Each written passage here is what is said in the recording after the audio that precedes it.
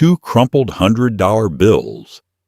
That was the price of her dignity, slid across the sticky surface of a dive bar table. She just needed a guy to wear a suit, hold her hand, and pretend she wasn't the pathetic orphan her foster family thought she was. He took the money with a calloused hand and a deadpan stare. She thought she hired a struggling mechanic. She didn't know she just bought the weekend of a ruthless syndicate boss. The smell of stale beer and bleach was burned into the lining of Nora's nostrils. She sat in the corner booth of O'Malley's, a pub that hadn't seen a health inspector since the 90s, meticulously smoothing out the cash she'd made from a double shift at the diner. 40, 60, 80, 100. She needed a date. More specifically, she needed a shield. Tomorrow was her foster sister's wedding. Chloe, the biological daughter of the family that had taken Nora in at 14, cashed the state checks, and made sure she knew exactly where she stood in the hierarchy of their spotless suburban home. Underneath the floorboards, she had RSVP'd for 2, a desperate, prideful lie she told 6 months ago when she thought she'd actually have her life together. Now, showing up alone meant enduring the pitying stares, the whispered comments from her foster mother, Brenda, about how some people just never learn to form attachments. Nora looked up from her sad pile of bills. The bar was mostly empty. 2 regulars asleep at the counter, a guy playing pool by himself, and him. He sat in the booth opposite hers, partially obscured by the dim lighting of a flickering neon beer sign. He was nursing a glass of amber liquid, barely looking at it. He wore a dark, heavy wool coat that looked out of place in the damp humidity of the city, and his posture was entirely too rigid for a guy getting drunk on a Tuesday night. He didn't look approachable. He looked like the kind of guy you cross the street to avoid. Broad shoulders, a sharp unshaven jaw, and dark eyes that scanned the room with the mechanical rhythm of a security camera. But he was breathing. He was male, and he looked like he owned a tie. Nora grabbed $200 bills from her pile, her rent money effectively, and stood up. Her sneakers stuck slightly to the linoleum as she walked over. She slid into the booth across from him. He didn't flinch. He didn't even blink. His dark eyes simply shifted from the front door to her face. Up close, the intensity of his stare felt like a physical weight pressing against her chest. There was a thin, faded scar cutting through the end of his left eyebrow. "I have a proposition for you," Nora said. Her voice trembled. She cleared her throat and tried again, pushing the words out with forced bravado. He remained completely silent, taking a slow sip of his drink. "I need a date for a wedding tomorrow," she blurted out, placing the 2 crumpled bills on the scratched wood between them. "That's $200. All you have to do is put on a suit, pick me up at 3, and pretend you tolerate me for roughly 6 hours. Open bar. Free food." He looked at the money. Then he looked at her. $200, he repeated. His voice was gravelly, quiet, with a very faint, almost imperceptible rasp. "It's all I have," she admitted, her bravado evaporating. "My foster sister's getting married. If I go alone, my foster mother will spend the entire reception dissecting my failures.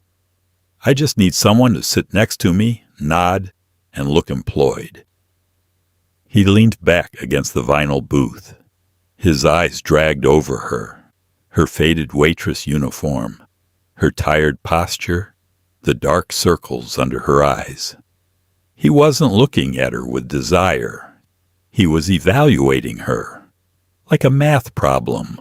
"What kind of employed?" he asked. "Boring," she said quickly. "You do Data entry or logistics. Something nobody asks follow-up questions about. A heavy silence stretched between them.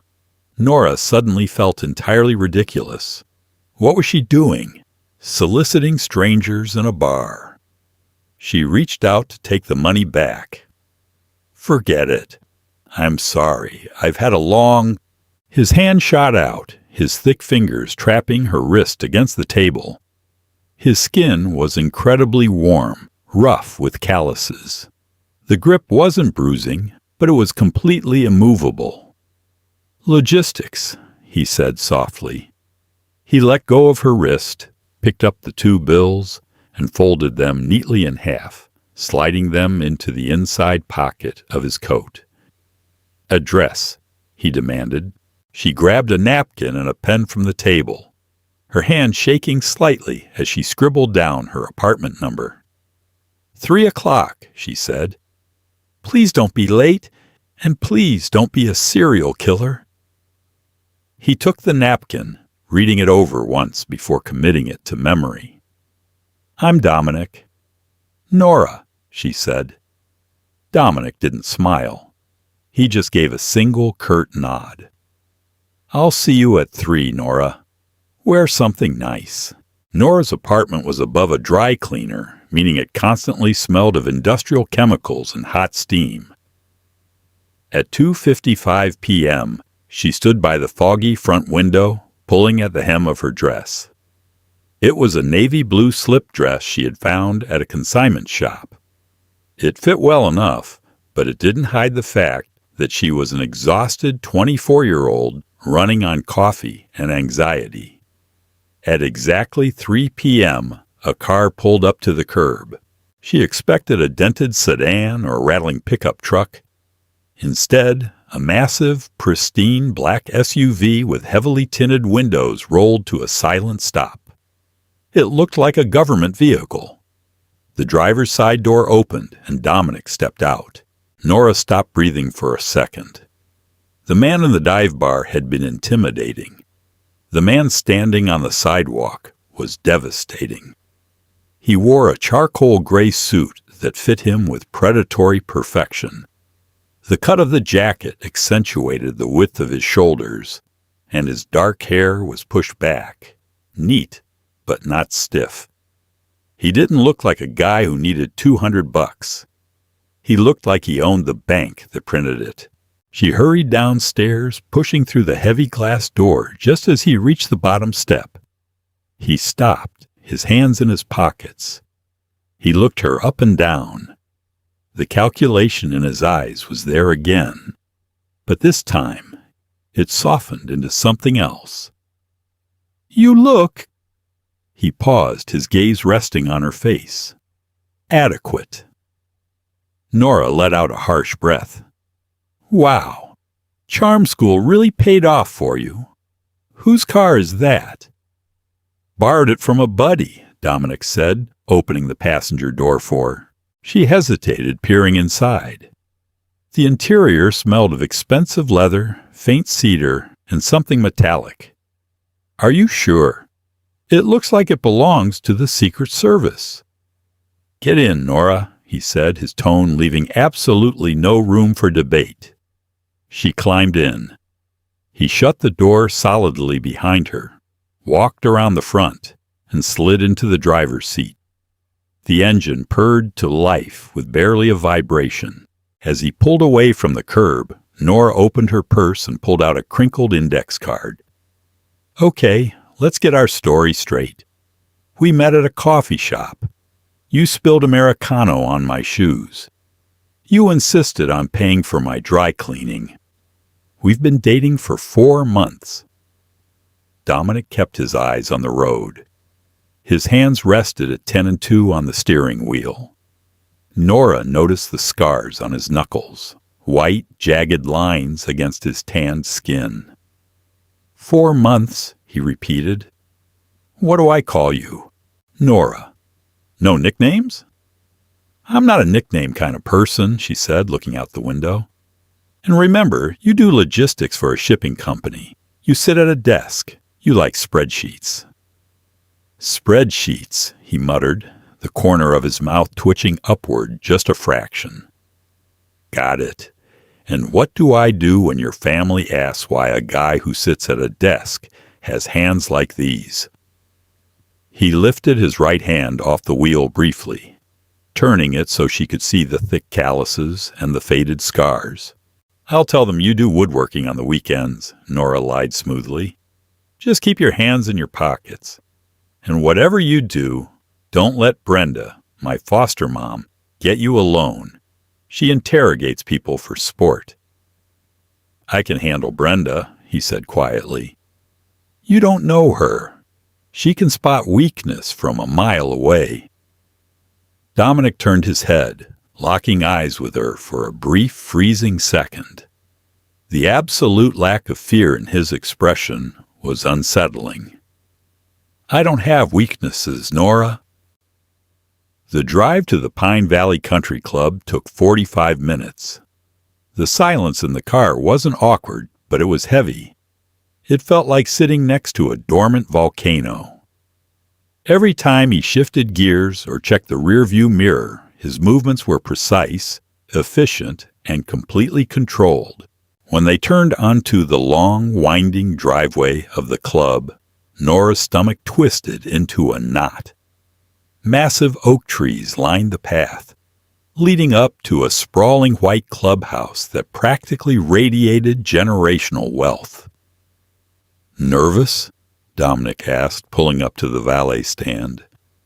Terrified, she admitted, her hands gripping her small clutch. He put the car in park. A young valet in a red vest hurried over, opening Dominic's door. Dominic stepped out, handed the kid the keys, and walked around to her side before the valet could even reach it. He opened her door and offered her his hand. Nora looked at it. It was just a hand, but taking it meant crossing a line. It meant the lie was starting. She placed her hand in his. His fingers curled around hers, warm and solid. As she stepped out of the car, he didn't let go. Instead, he pulled her slightly closer, his other hand coming to rest on the small of her back. The heat of his palm bled through the thin silk of her dress. Deep breath, he murmured, his voice low enough that only she could hear. You're with me today. Nobody touches you. Nobody talks down to you. Understand? She looked up at him, startled by the intensity in his tone. This wasn't a guy playing a part for $200. This was a man issuing a directive. Nora nodded slowly. Good, he said, turning toward the double mahogany doors of the clubhouse. Let's go meet the family. The reception hall was a nauseating display of white roses, crystal chandeliers, and champagne towers. A string quartet played in the corner, entirely drowned out by the clinking of glasses and the loud, obnoxious laughter of people who had never worried about paying a utility bill. The moment they stepped inside, the temperature of the room seemed to drop. Nora felt it before she saw it. The shift in attention. She was used to being invisible at these things. The charity case in the corner. But with Dominic's hand firmly anchored to her lower back, guiding her through the crowd with an effortless, predatory grace, people were staring. Nora! The voice sliced through the ambient noise like a scalpel. She froze. Coming toward them, wearing a mother-of-the-bride dress that cost more than Nora's car, was Brenda. Her blonde hair was sprayed into a rigid helmet, and her smile didn't reach her cold, assessing blue eyes. You made it, Brenda said, stopping in front of them. She looked Nora up and down, her smile tightening. And you wore that. How economical of you. Before Nora could swallow the lump in her throat, Dominic stepped forward. He didn't step in front of her, but he shifted his weight so he was a solid barrier between Brenda's judgment and Nora's anxiety. It's vintage, Dominic said smoothly.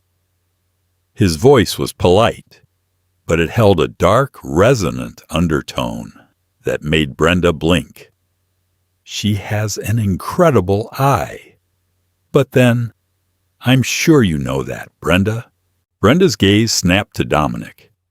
Her eyes widened slightly as she took in the tailored suit, the sharp jaw, and the unwavering, flat stare he leveled at her. I don't believe we've met, Brenda said, her tone suddenly shifting from condescending to cautious. Dominic Russo, he said, offering a hand.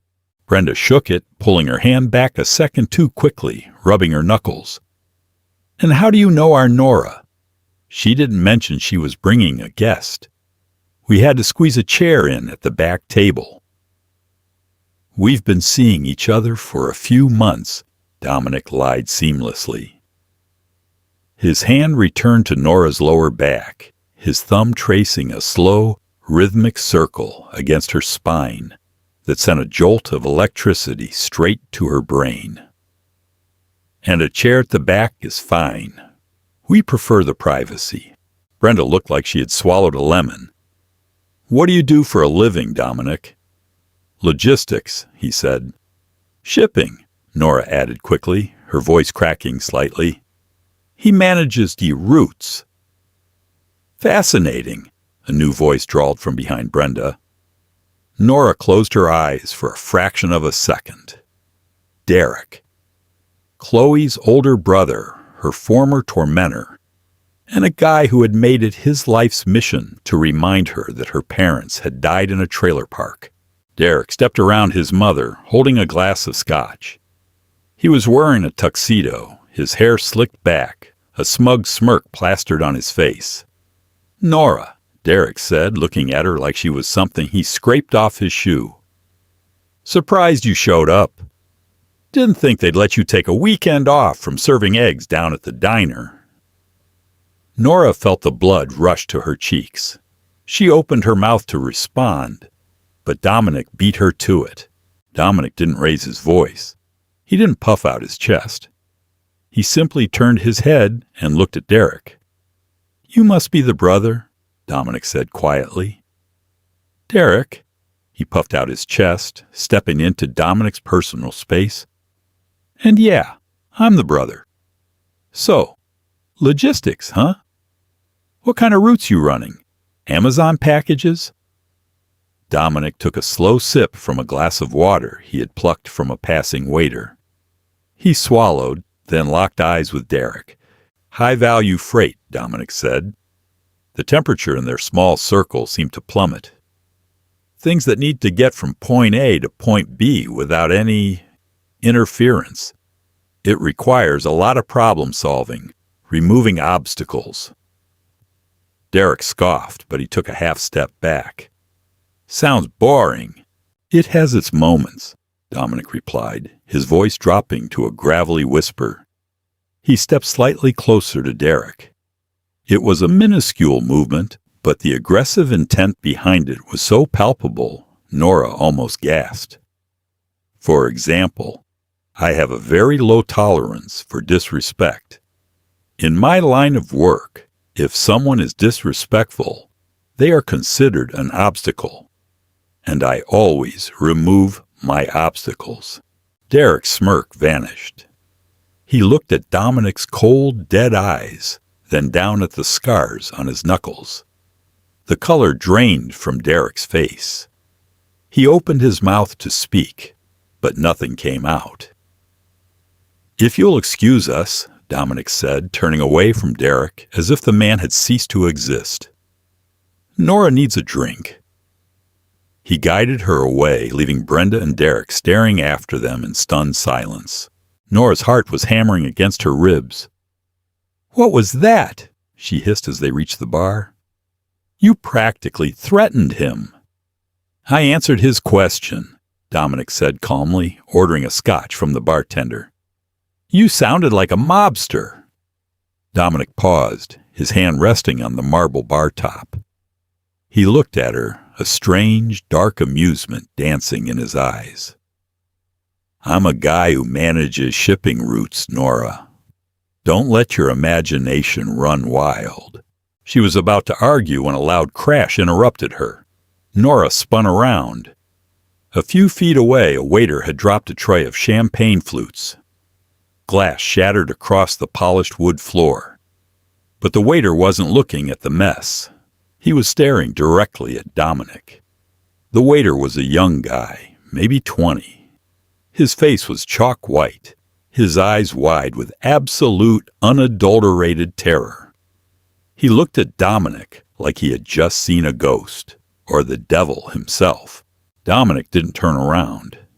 He didn't even flinch at the sound of the crash. He just calmly picked up his scotch, took a sip, and kept his eyes on hers. "Don't look," Dominic murmured, his voice suddenly sharp. "Keep your eyes on me." "He's staring at you," she whispered, her stomach dropping. "He looks terrified." "He's clumsy," Dominic said. He reached out, his rough hand gently tucking a stray piece of hair behind her ear. The intimacy of the gesture was dizzying, completely at odds with the cold tension radiating from his body. "Smile, Nora. We're having a good time." She forced a smile, but her mind was racing. $200. A cheap suit. A guy from a dive bar. She looked at the way he held his glass, the hyper-awareness in the set of his shoulders, the scarred knuckles. And she looked back at the waiter, who was now practically sprinting out of the service doors. She didn't hire a guy who did logistics. She had no idea what she had just dragged into her life. But as Dominic's hand slipped back down to her waist, pulling her firmly against his side, Nora realized one terrifying truth. She was safer with him than she had been in her entire life. Dinner was a masterclass in endurance. They were seated at table 19, a wobbly circle shoved into the far corner of the ballroom, practically kissing the swinging kitchen doors. Every time a waiter rushed past, a blast of hot, greasy air hit the back of Nora's neck. It was Brenda's final, petty insult. If Dominic minded, he didn't show it. He sat beside her with the relaxed posture of a man sitting at the head of a boardroom. He didn't check his phone. He didn't fidget. He simply observed. When the plated chicken arrived, dry, rubbery, and smothered in a pale, congealing sauce, he cut into it with surgical precision. "You don't have to eat that," Nora muttered, pushing a piece of broccoli around her plate. "It tastes like salted cardboard." "I've eaten worse," Dominic replied, his voice a low rumble over the din of the wedding band tuning their instruments. He took a bite, his expression completely blank. She watched his hands, the way he held his fork, the stark white of the scars over his knuckles against the dim lighting. "Who were you looking at earlier?" she asked softly, the question gnawing at her since the incident at the bar. "When that waiter dropped the glasses. You told me to look at you, but your eyes were tracking the exits." Dominic paused, his knife resting against the edge of the porcelain plate. He turned his head slowly. The dark depth of his eyes pinned her in place. "I look at everything, Nora," he said simply. "It's a habit." "A logistics habit," she challenged, keeping her voice down. "A survival habit," he corrected. Before she could push further, the clinking of a spoon against crystal echoed through the sound system. Chloe's father, Arthur, the man who had signed Nora's guardianship papers 10 years ago, and then proceeded to treat her like a misplaced piece of furniture, stood up at the head table. "If I could have everyone's attention," Arthur boomed into the microphone, his face flushed with champagne, "I want to say a few words about my beautiful daughter, Chloe." Nora shrank back into her chair. This was the part she hated the most. For the next 10 minutes, Arthur delivered a speech dripping with profound, unconditional love.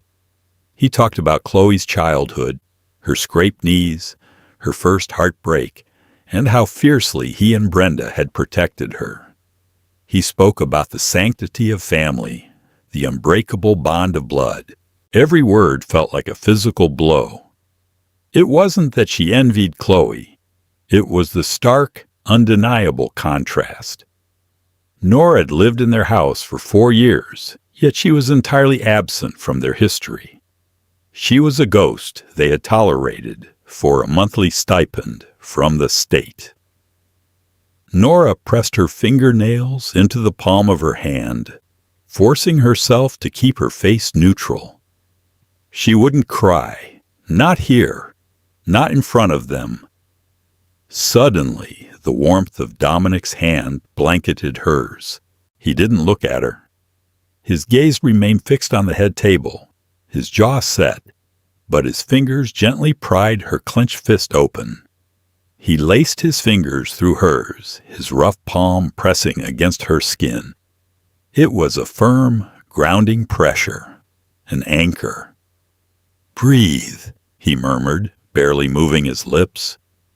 She pulled in a shaky breath, the tight knot in her chest loosening just a fraction.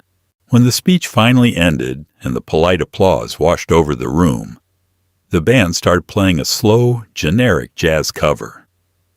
Couples began drifting toward the parquet dance floor. "Dance with me," Dominic said, standing up and pulling out her chair. "I don't dance," she lied quickly, panic flaring. "I have 2 left feet. And besides, we don't need to perform anymore. Brenda's already judging someone else." "Get up, Nora." It wasn't a request. She reluctantly took his hand, letting him lead her through the tables. As they stepped onto the edge of the dance floor, he turned to face her. He placed his right hand firmly on the small of her back, stepping in close. The scent of him, cedar, clean soap, and something uniquely dark wrapped around her. She rested her hand tentatively on his shoulder, keeping a rigid few inches of space between their bodies. "You're stiff," he noted, swaying them into a slow, rhythmic step. "I'm terrified of stepping on your shoes," she shot back. "They look like they cost more than my rent." "They did," he replied dryly. "But they're just shoes. Relax." His hand on her back applied a gentle, steady pressure, pulling her flush against his chest. Her breath hitched. There was nowhere to look but up at his face. The scar through his eyebrow was more prominent up close, a jagged line interrupting the otherwise harsh symmetry of his features. "You're very quiet for a girl who cornered a stranger in a dive bar," Dominic observed, his thumb resuming that slow, hypnotic circle against her spine. "I'm out of my element," she admitted, her voice a tight whisper. "Your element is a greasy diner and a dive bar?" "My element is surviving without drawing attention to myself," she corrected sharply. His eyes darkened at that. "Nobody is looking down on you tonight." "Only because you threatened my foster brother." "I stated a fact," Dominic said. As they turned, her hand slipped from his shoulder, brushing against the left side of his suit jacket. Her knuckles hit something hard, something heavy and solid, tucked neatly under his arm. Nora froze. Her mind scrambled to process the dense, metallic shape she had just felt through the wool fabric. She looked up at him, her eyes wide.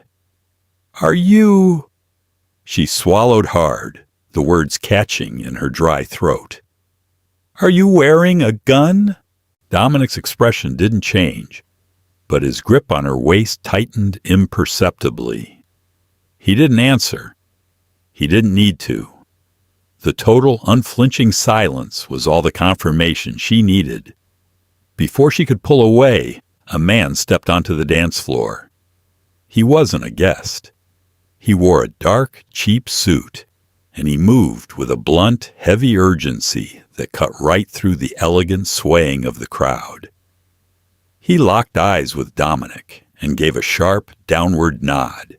Dominic stopped dancing instantly. The shift in his demeanor was terrifying. The calm, composed man she had been holding vanished, replaced by something cold and coiled. "We're leaving," Dominic said, his voice dropping an octave. "What? Why?" she asked, her heart hammering against her ribs. "Who is that?" "Don't look at him," Dominic instructed, his hand shifting from her waist to grip her elbow. "Walk toward the exit. Don't run, just walk." The silence inside the SUV was suffocating. Outside, a light drizzle had begun to fall, smearing the neon streetlights of the city into blurry streaks against the tinted windows. The rhythmic thump-thump of the windshield wipers was the only sound in the cabin. Dominic drove with both hands on the wheel, his eyes tracking the rearview mirror every 10 seconds. The relaxed predator was gone. This man was at war. Nora sat in the passenger seat, her arms wrapped tightly around her ribs, shivering despite the blast of the heater. Her mind was reeling, replaying the last 20 minutes on a loop. The hard shape of the gun under his jacket, the terrified waiter, the man on the dance floor, the way Dominic had practically shoved her out the side door of the country club, tossing the valet a $100 bill and peeling out of the driveway before she even had her seatbelt fastened. "Who are you?" she finally asked. Her voice sounded thin and fragile in the heavy air. He didn't answer. He took a sharp right turn, checking his mirrors again. "Stop ignoring me," Nora said, a spike of anger piercing through her fear. "I hired you. You sat at a table with my family. You danced with me. And then you dragged me out of there like we were running from the police. Who are you?" "I told you my name," Dominic said softly, his eyes fixed on the road ahead. "Dominic Russo, Logistics." She let out a harsh, humorless laugh. "Right. Does logistics usually require a shoulder holster?" He finally looked at her. The dashboard lights cast deep, severe shadows across his face. "You wanted a shield, Nora. You got one." "I wanted a guy to pretend to be my boyfriend so my foster mother would stop calling me a charity case," she snapped, turning in her seat to face him fully. "I didn't ask to be an accessory to whatever it is you do." "You're not an accessory to anything," he said, his tone flat and final. "You hired me for an evening. The evening is over. You go back to your diner. I go back to my life." He pulled the SUV to a stop in front of her apartment building. The street was empty, the dry cleaner downstairs completely dark. She stared at him. He didn't put the car in park. He just kept his foot on the brake, waiting for her to leave. Nora reached into her small clutch, her fingers trembling as she pulled out the 2 crumpled $100 bills. She had taken them off the table at the bar after he slid them back to her, thinking she could give them to him at the end of the night. She held the money out. "Take it." Dominic looked at the cash, then up at her face. "Keep your money, Nora. Pay your rent." "Take it," she insisted, her voice cracking. "I don't want favors from a man who carries a gun to a wedding. We made a deal." He let out a slow, heavy sigh. He shifted the car into park, turning fully toward her. The space between them suddenly felt incredibly small. He reached out, his large, calloused hand wrapping around her fist, pushing it gently back toward her chest. "I don't need your $200, he said, his voice dropping to a gravelly murmur that sent a shiver down her spine. "And if you're smart, you'll walk up those stairs, lock your door, and forget you ever walked into O'Malley's." She pulled her hand back, the cash burning against her palm. "That shouldn't be hard." Nora opened the door and stepped out into the damp, cold night. She didn't look back as she hurried to the glass door of her building. She fumbled with her keys, her hands shaking so badly she dropped them twice. When she finally got the door open, she glanced over her shoulder. The black SUV was still there, idling by the curb. Dominic's silhouette was visible through the windshield, watching her. He didn't drive away until she was safely inside, and the heavy deadbolt clicked into place. She leaned her back against the locked door, sliding down until she hit the cold linoleum floor of the hallway. She pulled her knees to her chest, burying her face in her arms. She had survived the wedding. But as she sat there in the dark, smelling the faint scent of cedar and gunpowder lingering on her dress, Nora knew a terrifying certainty that her life had just irrevocably changed. 3 days later, the smell of burnt coffee and old grease felt like a warm blanket. Nora was back behind the counter at Pat's Diner, wearing her faded yellow uniform and a permanent scowl. It was a Tuesday afternoon, meaning the place was mostly empty, save for a few truck drivers at the booths and old man Henderson reading a newspaper at the far end of the counter. "Table 4 needs a refill, Nora." Patty, the 60-year-old manager with a voice like a cheese grater, yelled from the kitchen window. On it, Nora grabbed a glass carafe of decaf and pushed through the swinging doors. She was exhausted. She hadn't slept properly since Saturday night. Every time she closed her eyes, she saw the stark white scars on Dominic's knuckles. Every time a dark car drove past her apartment, her heart leapt into her throat. She poured the coffee, forced a smile for the customer, and walked back to the register. The bell above the diner door chimed. She didn't look up, busy wiping down the sticky laminate counter. "Take a seat anywhere. Be right with you." Heavy footsteps approached the counter. Not the shuffling walk of a regular. These were the deliberate, heavy thuds of combat boots. Nora looked up. 2 men stood on the other side of the counter. They looked completely out of place among the faded vinyl booths and checkered floor tiles. They wore dark leather jackets, their faces hard and unsmiling. One was entirely bald with a thick, bullish neck. The other was tall and wiry, chewing on a toothpick. "Can I help you?" she asked, her grip tightening on the wet rag in her hand.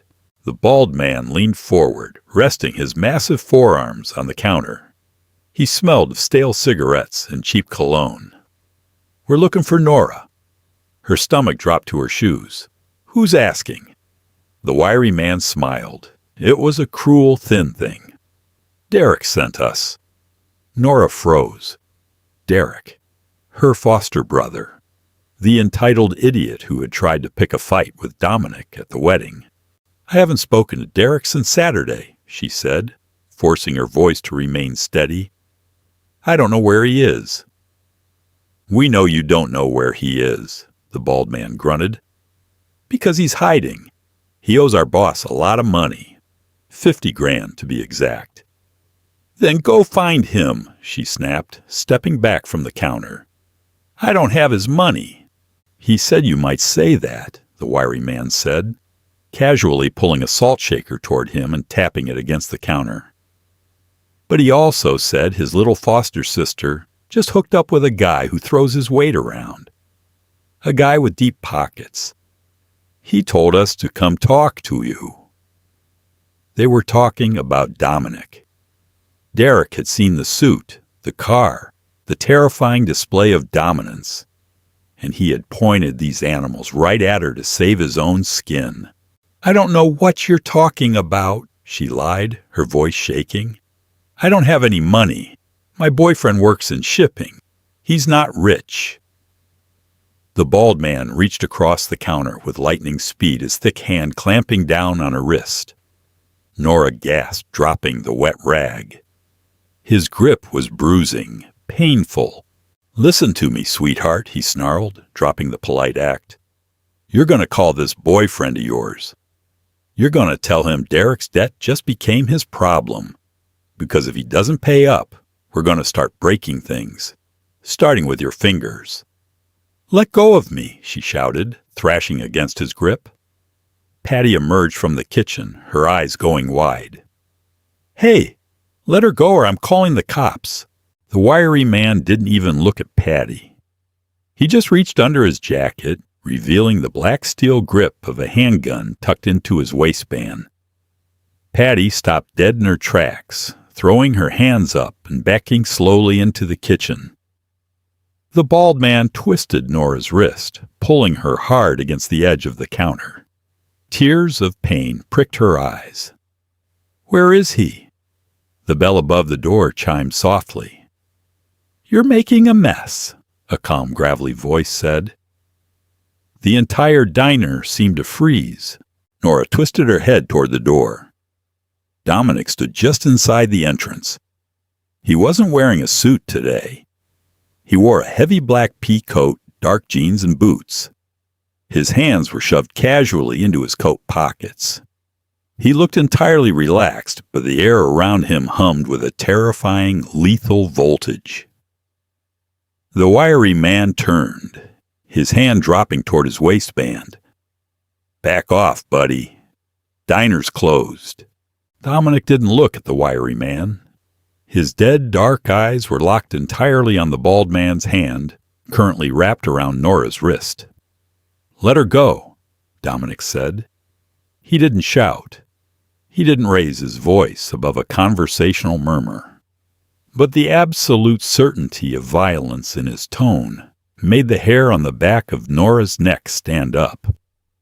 The bald man sneered, though she noticed a bead of sweat break out on his forehead. "Who the hell are you?" Dominic pulled his hands out of his pockets. He took one step forward. The wiry man squinted, staring hard at Dominic's face, specifically at the scar cutting through his eyebrow. The color vanished from the wiry man's face in a single horrifying second. His hand, hovering over his gun, began to tremble uncontrollably. "Frankie!" the wiry man choked out, stepping back until his back hit a booth. "Frankie, let her go." "Shut up, Sal!" the bald man, Frankie, barked. "I'm not letting her go until—" "Frankie, let her go right now!" Sal practically screamed, his voice pitching into hysteria.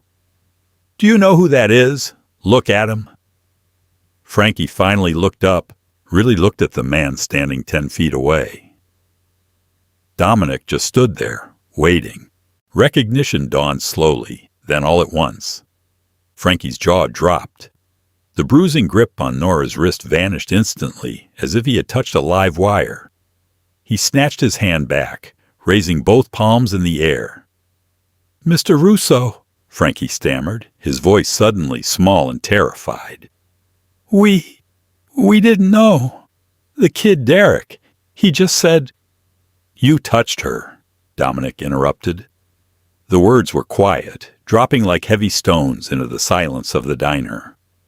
I was just—" Dominic moved. He crossed the distance between the door and the counter in 2 massive, silent strides. He didn't draw a weapon.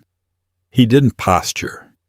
He simply reached out, grabbed Frankie by the front of his leather jacket, and slammed him backward into the solid brick pillar between the windows. The sound of the impact was sickening. The diner windows rattled in their frames. Frankie crumpled to the floor like a puppet with cut strings, gasping for air. Sal, the wiry man, had completely frozen, his hands pressed flat against the wall, eyes squeezed shut in absolute terror.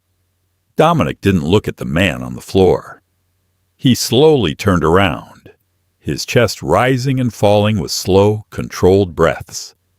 He looked at Nora, standing behind the counter, clutching her bruising wrist. The mask of the logistics worker was gone. The man standing in her diner was a monster of the underworld. He was violence incarnate. He stepped up to the counter, his dark eyes softening a fraction as they landed on her face. "Are you hurt, Nora?" he asked softly. She stared at him, the truth finally, undeniably clear. She hadn't just hired a fake boyfriend. She had bought the protection of the devil himself. The diner was dead silent, save for the wet, rattling sound of Frankie trying to pull air into his lungs on the linoleum floor. Dominic didn't look at him. He kept his eyes on Nora. His gaze dropped to her wrist, where the skin was already turning a mottled, angry purple in the shape of Frankie's thick fingers.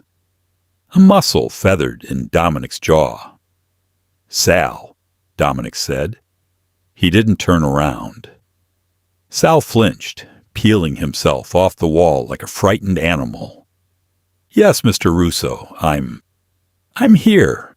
"Pick him up," Dominic ordered, his voice terrifyingly calm. "Take him back to Leo. Tell Leo that Derek's debt is null and void. And tell him if any of his people ever come within 10 blocks of this diner or this woman again, I will burn his operations to the ground. Am I clear?" "Crystal, Mr. Russo," Sal stammered. "We didn't know. I swear to God." "Get out." Sal scrambled forward, hauling Frankie to his feet. Frankie groaned, a thick line of blood trailing from his nose. They stumbled out the glass door, the cheerful chime of the bell mocking the violence that had just occurred. Nora stood frozen behind the counter, her hand clutching her bruised wrist against her chest. Patty was still backed up against the kitchen door, clutching a spatula like a weapon. Dominic let out a slow breath, the heavy tension leaving his shoulders. He reached across the counter and gently took her injured arm. His callous fingers brushed against the bruised skin with impossible care. "We need to put ice on this," he murmured. "Who are you?" she whispered, pulling her arm back slightly. "Really?" Dominic met her eyes. The flat, unreadable mask was gone, replaced by a weary sort of honesty. "Get your coat, Nora. We can't talk here." "I'm on shift." "Patty," Dominic said, looking over Nora's shoulder. "Nora's taking the rest of the week off, paid." He reached into his coat, pulled out a thick money clip, and dropped $500 bills onto the counter. "For the mess." Patty stared at the money, then at Dominic, and gave a rapid, terrified nod. "Go, Nora. Just go." 10 minutes later, she was back in the passenger seat of the black SUV. The silence was thicker than it had been after the wedding. She watched the city blur past her window, realizing they weren't heading toward her apartment. They were driving toward the river, toward the glass and steel high-rises that dominated the skyline. "You manage shipping routes," she said softly, staring at the rain on the glass.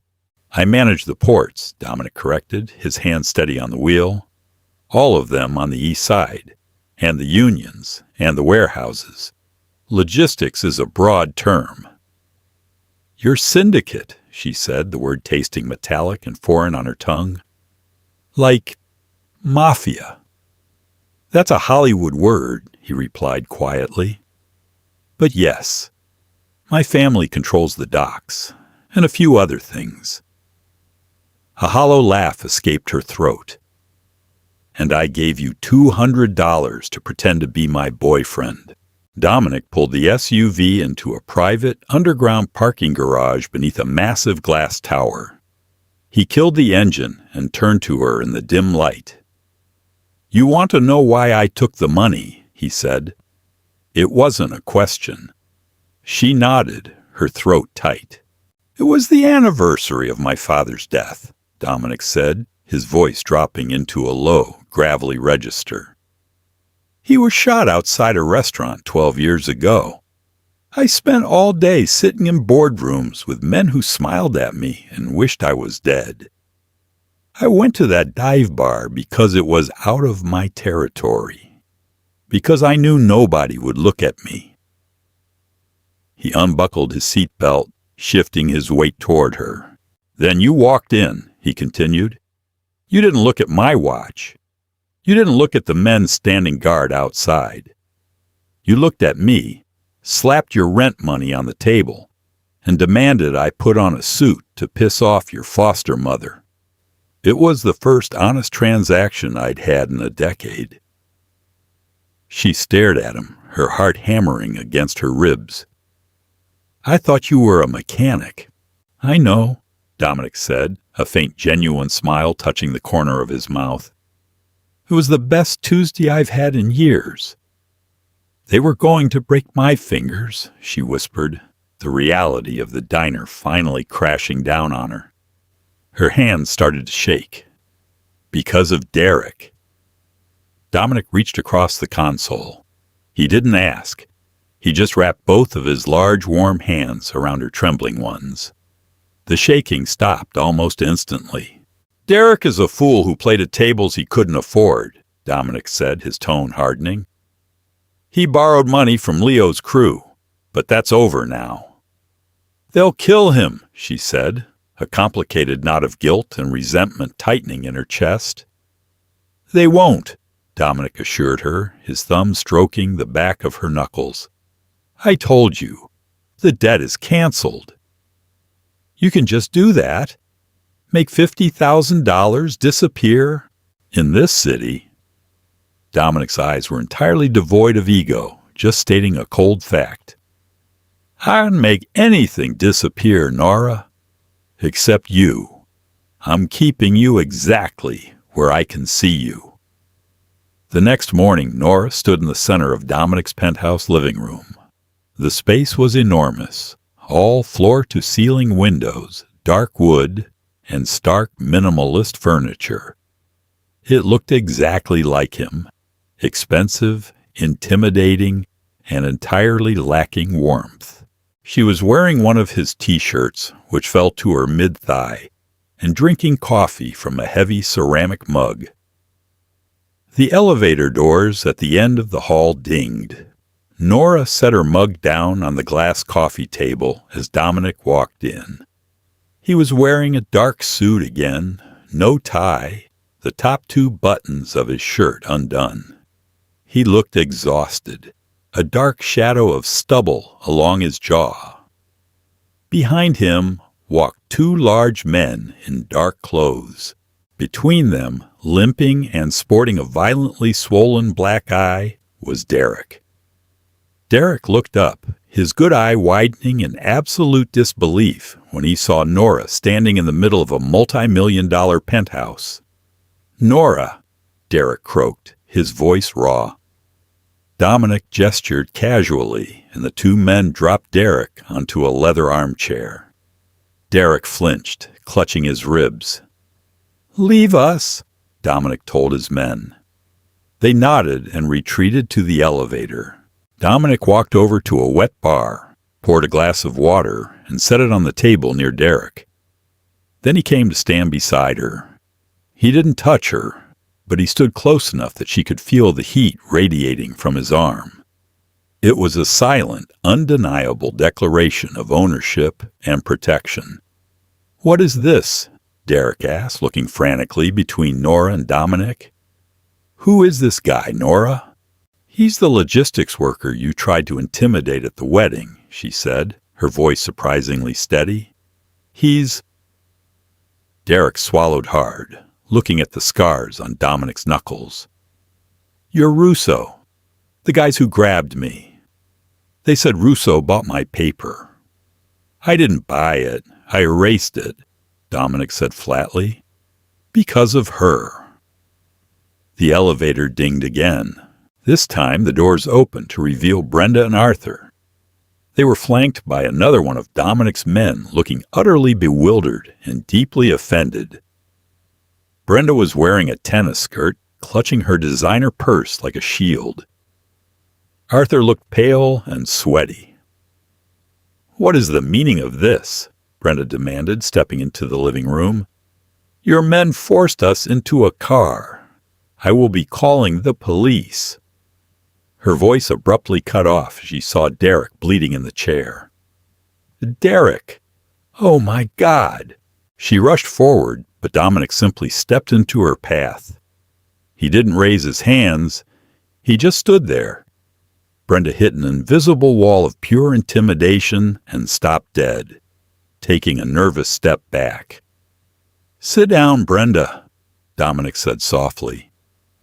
Arthur grabbed his wife's arm and pulled her onto the sofa opposite Derek. They sat rigidly, staring at Nora. "Nora," Arthur said, his voice trembling, "what is going on? Who are these people?" "These are the people who cleaned up your son's mess," she said. She looked at the three of them. The family that had taken her in when her parents died. The people who had fed her, clothed her, and made her feel utterly, completely worthless every single day for 10 years. Derek owed $50,000 to loan sharks, Nora explained, her voice echoing slightly in the large room. "Yesterday they came to my diner to collect. They were going to break my hands to send Derek a message." Brenda gasped, her hand flying to her mouth, but she didn't look at Nora. She looked at Derek. "Is this true? You're gambling again?"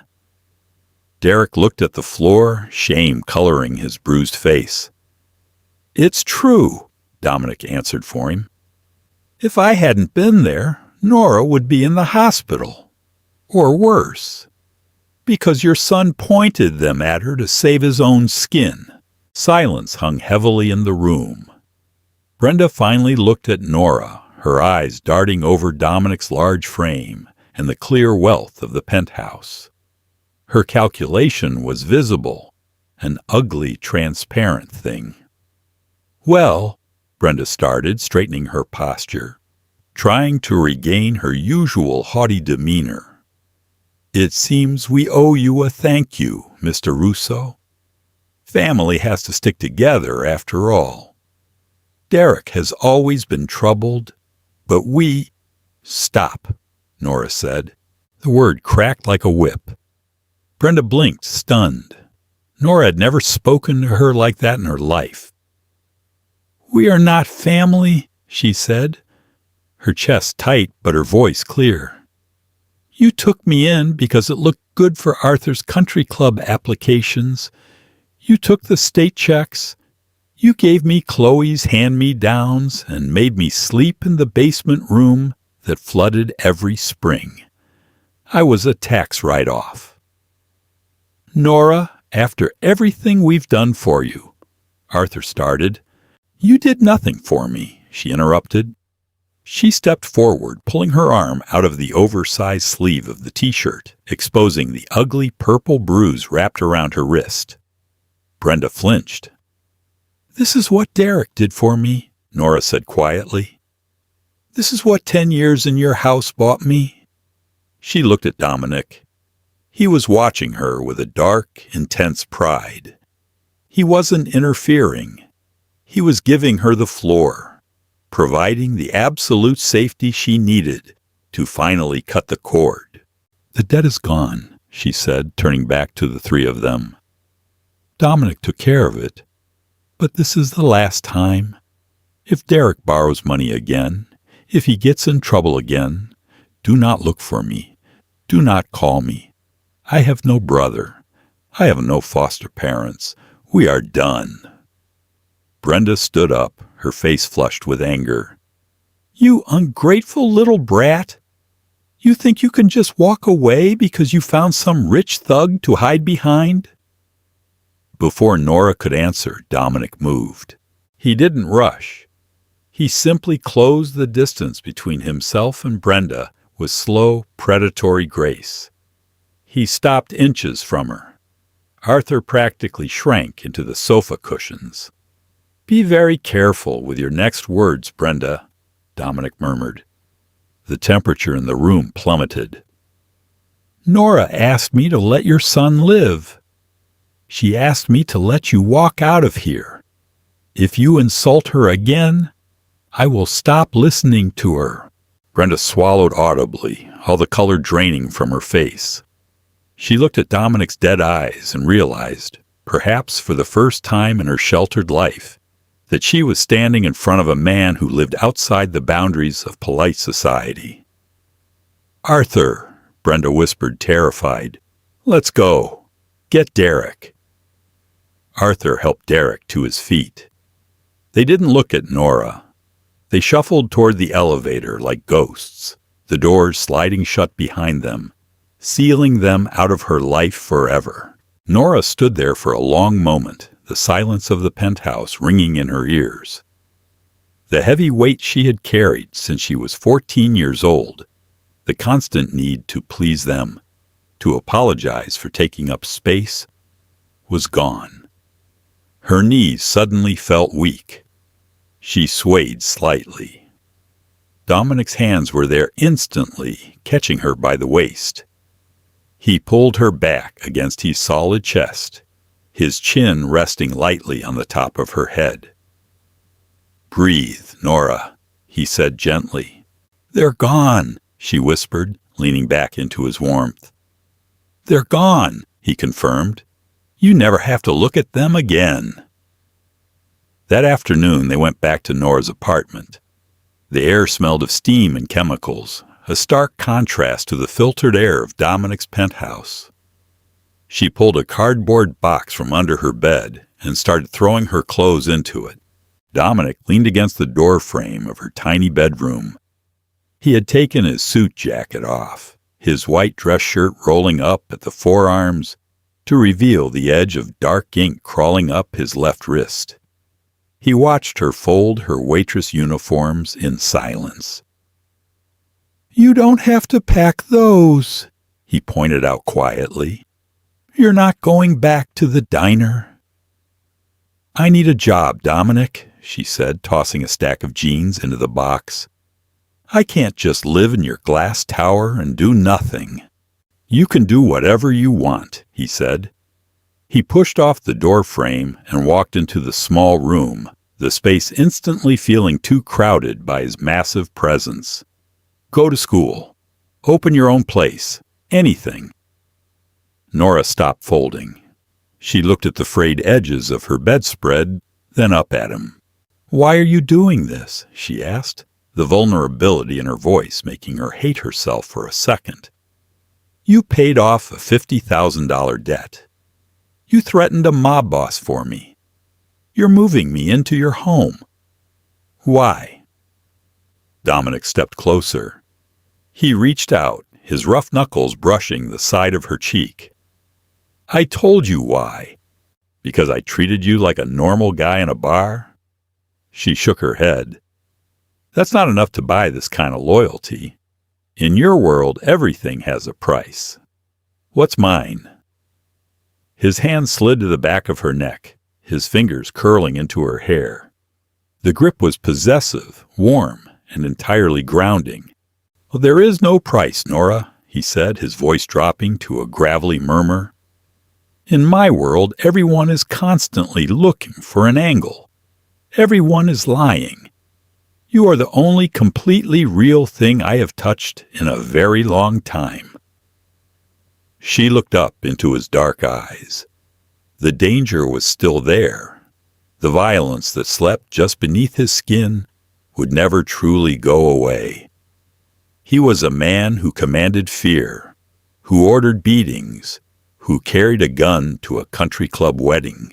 But as his thumb traced the line of her jaw, Nora felt entirely safe. "It's not going to be a normal life," she warned him softly. "No," he agreed. "It's going to be dangerous.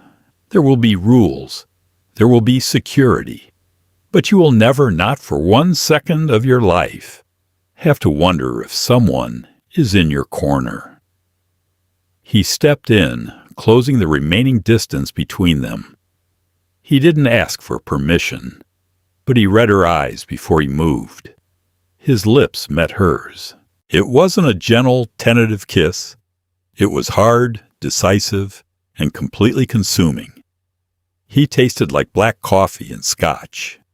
His hand on the back of her neck anchored her to him, the other arm wrapping around her waist to pull her flush against his solid chest. She felt the hard outline of his shoulder holster against her ribs, a stark reminder of exactly who she was kissing.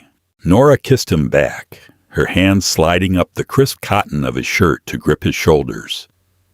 The fear and the adrenaline of the past 3 days melted into something entirely different.